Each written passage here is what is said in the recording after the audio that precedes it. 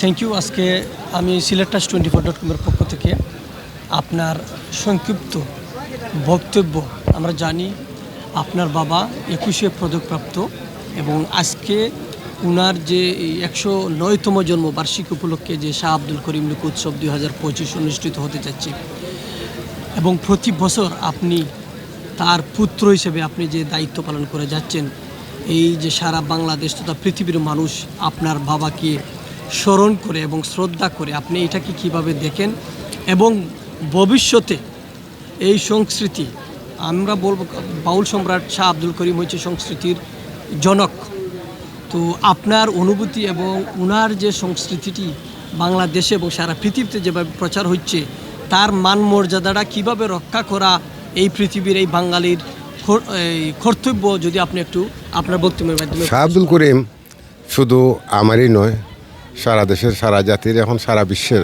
শাহ আব্দুল করিম। শাহ আব্দুল করিমের সৃষ্টি প্রসারের জন্য আমরা শাহ আব্দুল করিম লোক উৎসব করে থাকি। 2006 সাল থেকে শুরু করেছিলাম। আমার বাবা জীবিত থাকা অবস্থায় সেই ধারাবাহিকতা এখনও চলছে। আমরা সরকারের কাছে এই দাবি জানাই যে আমাদের এই অনুষ্ঠানটা প্রাণবন্ত করার জন্য, কারণ এই অনুষ্ঠানের জন্য দেশের বিভিন্ন অঞ্চল এবং দেশের বাইরে থেকে অনেক লোকজন আসে, কিন্তু এখানে আসলে কোনো সুবিধা নাই, একাডেমি নাই, ঘর দরজা নাই, মানুষ আসলে বসতে পারে না, থাকতে পারে না। আমার আপ্যায়ন করার মতো তেমন সুযোগ সুবিধা নেই, মানুষের কাছে হাত পাত্তা করতে হয়।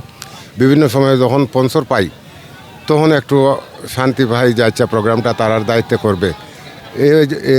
এবছর নিয়ে 3 বছর যাবৎ বিকাশ কোম্পানি আমার অনুষ্ঠানটা করতেছে। আমি এতে একটু উপকৃত যে এরা একটু ভালোভাবে করতে চাইতেছে।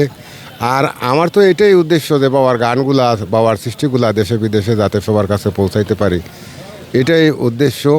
আর গান গাইলে আমার আপত্তি নাই, মঞ্চে গাক, টেলিভিশনে গাক, যে যেখানে ইচ্ছা গাক। এই গানটা 2010 সালে বাবার গান কপিরাইট করা হয়েছে।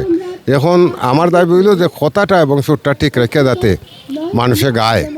আর যদি কেউ এটা নিয়ে বাণিজ্য করে তাহলে গীতিকার এবং সুরকারে একটা রয়্যালটি পায়।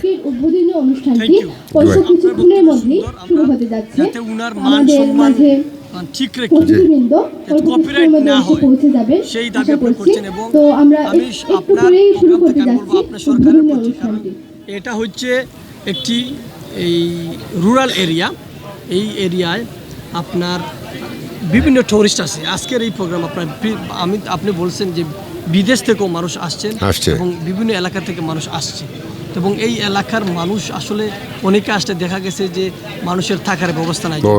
সরকারের পূর্ণাঙ্গ একটা সহযোগিতা থাকে তাহলে আপনি হয়তো এই প্রোগ্রামটাকে আরও সাকসেস করে এবং মানুষকে লুক আফটার করতে পারেন। কারণ আমার তো কোনো সহায় সম্বল নাই। বাবা নিজেও গানে লিখছেন যে মাঠে থাকি গরু রাখি 1.5 দিনও ছুটি নাই। শেষ মধ্য বয়সে লিখছেন যে 12 মাস কিনা খাইতে লানলে লবণ নাই, কি করে ইজ্জত বাঁচাই ফাইনা আর বাবিয়া। শেষ বয়সে লিখছেন যে কষ্ট করে আছি এখন বাচ্চা, সাদ করে সংসার বাড়াইলাম ফরার তালে নাচ্চা। তো এই অবস্থায় এই বাবা চলে গেলেন।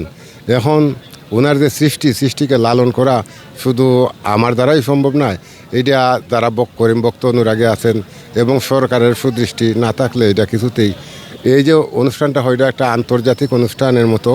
দেশের বিভিন্ন অঞ্চল থেকে, দেশের বাইরে থেকে যখন মানুষরা আসে, আমি মনে করি যে লালনের বা হাসনের যে উন্নয়ন হয়েছে, এইভাবে যদি শাহ আব্দুল করিম এখানে একটু সরকারের সুদৃষ্টি হয় তাহলে